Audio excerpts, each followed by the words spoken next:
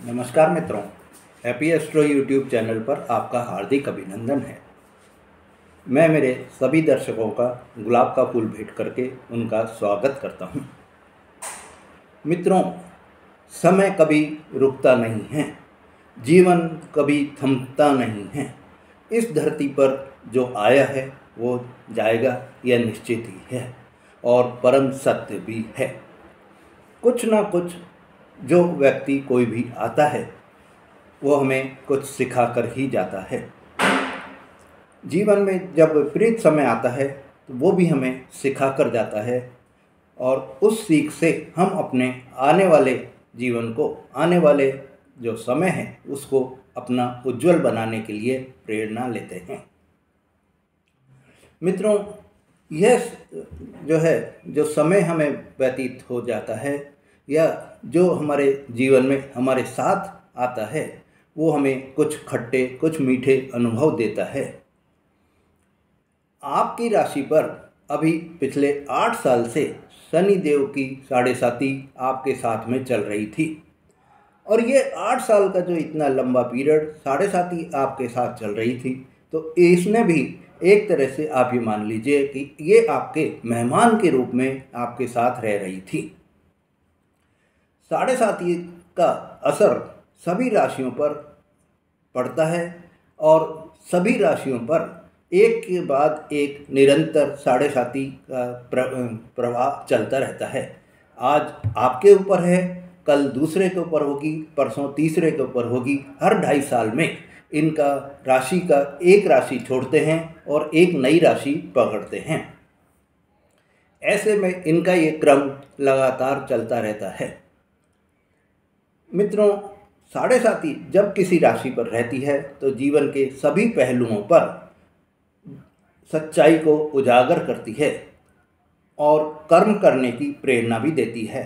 आज हम इसी विषय पर चिंता करेंगे कि कोई भी ग्रह जब एक राशि से विदा होकर दूसरी राशि में जाता है या यूँ कहें कि एक घर छोड़कर दूसरे घर जाता है तो पहले घर वालों को जाते समय कुछ ना कुछ देकर जाता है। तो मेरे मकर राशि वाले जातकों, 7.5 आपको क्या देकर गई है?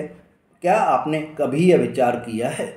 7.5 भी तो आपकी राशि में एक मेहमान थी और मेहमान को तो जब जाना ही होता है और जब जाते हैं इतने समय तक कोई भी मेहमान अगर आपके साथ रहता है तो जाते समय कुछ ना कुछ सिखा कर जाता है, कुछ ना कुछ देकर जाता है।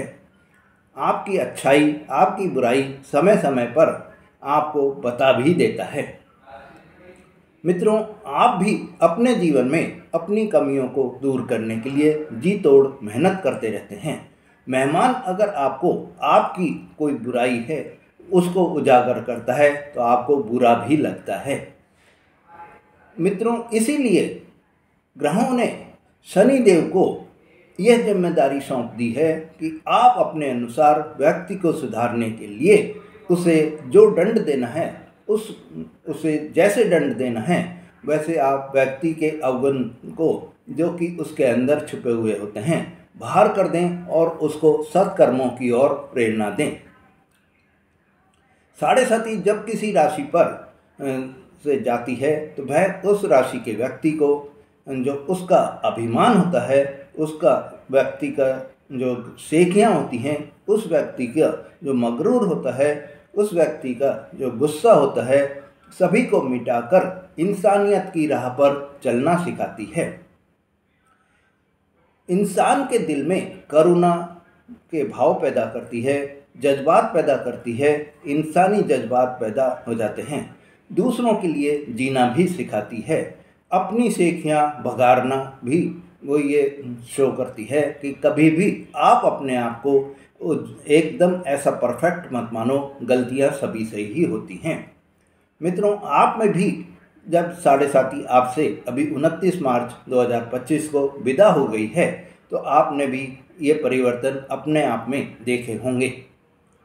आप मेरे को कमेंट्स करके ये बताएं कि क्या वास्तव में आपने इस तरह के परिवर्तन देखे हैं। मित्रों, अगर आपने मेरा चैनल अभी तक सब्सक्राइब नहीं करा है तो मेरे चैनल को सब्सक्राइब करें, लाइक और शेयर करें और मेरे परिवार के सदस्य बनें। मित्रों, साढ़े साथी के दौरान आपने यह भी सीखा होगा कि समय हमेशा बदलता रहता है। तो अगर आज आपका अच्छा समय है तो ये बखान मत करो कि आपका अच्छा समय चल रहा है। पता नहीं कब किसकी टोक भी लग जाए और आपका समय बदल जाए, या समय आगे आकर आपको कैसी पटकनी दे कि आप चारों खाने चित्त हो जाएं और सब खत्म हो जाए आपका। मित्रों, साढ़े साथी से पहले जो आप अपनी जॉब जॉब की या अपने व्यापार की आप बखान कर रहे थे, आप अपने बड़ाई करने में लगे हुए थे कि मेरा तो जॉब ऐसा चल रहा है, मेरा व्यापार ऐसा चल रहा है। आप अपनी प्रगति को गिनाते हुए नहीं थक रहे थे। साढ़े साथी ने आपको ऐसी टोक लगाई कि साढ़े साथी ने आपके ऊपर ऐसा प्रभाव दिया कि सब आपका खत्म हो गया और आपकी राशि, आपकी सारी शेखियाँ जो आपकी राशि पर चल रही थी, आपके ऊपर चल रही थी शेखियाँ जो आप बघार रहे थे, वो सब आपकी धरी की धरी रह गई। साढ़े साथी से पहले आप अपने आगे किसी को समझते ही नहीं थे।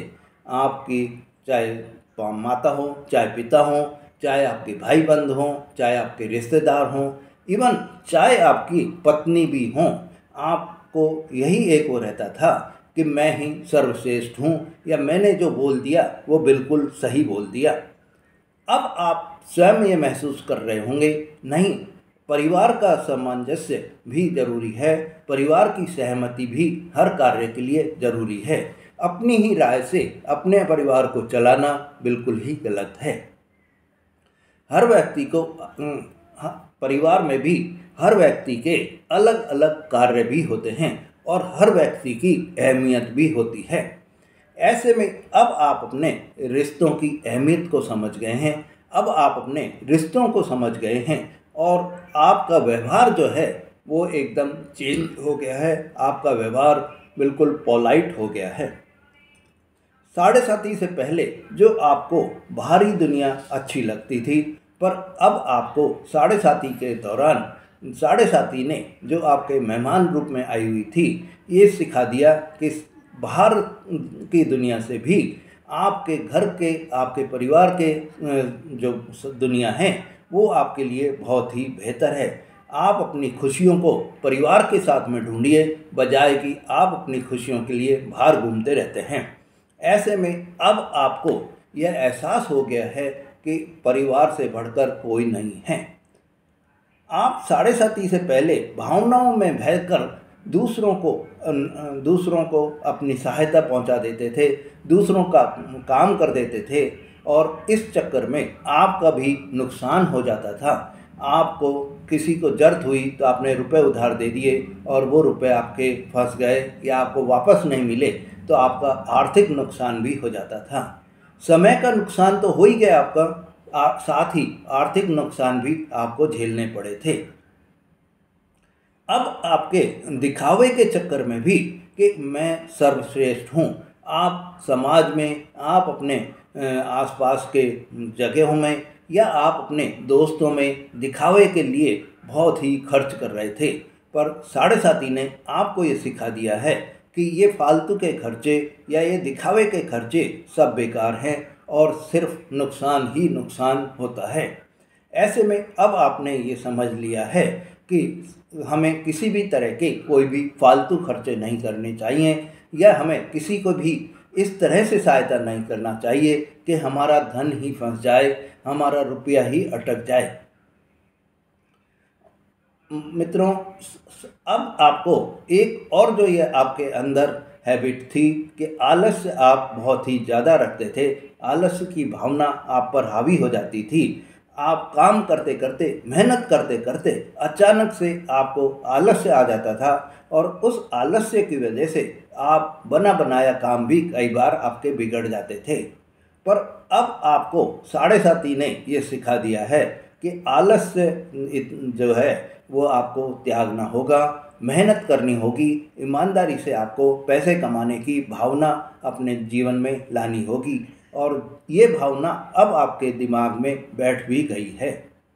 7:30 से पहले जो आपकी ओवर थिंकिंग की हैबिट थी, जिस वजह से और साथ ही आप अपने सब परिवार के सदस्यों में, आप अपने आसपास के जहां आप नौकरी कर रहे हैं या जहां आप व्यापार कर रहे हैं, संदेह की दृष्टि से दूसरे लोगों को देखते थे और इस वजह से आपके रिश्ते टिकते भी नहीं थे। आपके दोस्त आपसे दूरियां बना लेते थे। आप में अब ये वो समझ आ गई है। 7:30 ने आपको ये समझा दिया है कि आपके जीवन में ये सब चीज़ें जो कि संदेह है या ओवर थिंकिंग है, इससे आपको दूर रहना है। मित्रों, आपके लिए यह जो समय आया है, इस समय का आप ये मान लीजिए कि 7:30 ने आपको इंसान बना दिया है। 7:30 ने आपके जो अभिमान था, आपको जो मगरूर था, उसकी असली सच्चाई आपको दिखा दी है। मित्रों, मेरा कहने का अभिप्राय यही है कि 7:30 ने आपकी सेखियों को भगाड़ने का, जो आपके अंदर एक गरूर पैदा हो जाता था या आपकी सेखियों को बार बार एक दूसरे के सामने बोलकर अपने आप को ऊंचा दिखाने का, अपने आप को बड़ा दिखाने का, जो आप में घमंड कह दें या आपके अभिमान कह दें या सेखियां कह दें, वो सब अब आपकी दूर होती हुई दिखाई दे रही हैं। और इसके उलट अब आपके जीवन में, अब आपके मन में दूसरों के प्रति करुणा के भाव आने लग गए हैं, सेवा का भाव आने लग गया है, दूसरों को भलाई करना आपने सिखा दिया है। 7:30 ने आपको इन सब चीज़ों से जोड़ दिया है और जो आपके अंदर आपको बड़ाई करने का जो आप में एक अभिमान था, जो आप में सेखियाँ बघाड़ने का एक वो था, तरीका था, वो सब अब आपके ख़त्म कर दिए हैं। 7:30 से पहले जो आप कड़वे बोल बोलते थे, वो अब मीठे बोल बोलने लगे हैं। आँखों में आपके जो समय नम्रता आपको देखने लग गई है। दिल में भी ममता का आपने सीख लिया है कि हर व्यक्ति को प्यार से, हर व्यक्ति को ममता से आपको अपना बनाना है। हर व्यक्ति को दिखावे से या फालतू के खर्चों से अपना नहीं बनाना है, इसमें नुकसान ही होता है। मित्रों, ये सब चीज़ें आपको 7:30 ने सिखा दी हैं और यही 7:30 ने आपको ये सिखाया है कि इंसानियत की आपको राह पर चलना है। इंसान के दिल में आपको जज्बात पैदा, अपने करुणा के जज्बात पैदा करने हैं। आपको दूसरों के प्रति आपको मानवता की भावना पैदा करनी है। ये चीज़ें आपको 7:30 ने सिखा दी है। मित्रों, यही आपको 7:30 के द्वारा सीखने को जो मिला है, या यूँ कहें कि 7:30 के मेहमान के रूप में जो आपके साथ में 8 साल रह रही थी, उसने आपको ये सिखा दिया है कि हर व्यक्ति को करुणा के भाव से, हर व्यक्ति को सेवा के भाव से और भलाई के हिसाब से आप देखिए, पर साथ ही अपने जो आप फालतू के जो खर्चे हैं या आपके जो जीवन में परिवार का जो महत्व है, उसको आप समझिए और अपना कार्य का आप करते रहिए और सफलता प्राप्त करते रहिए। मित्रों, अगर आपने मेरा चैनल अभी तक सब्सक्राइब नहीं करा है तो मेरे चैनल को सब्सक्राइब करें, लाइक और शेयर करें, जिससे आपको ऐसी जानकारी बराबर मिलती रहे।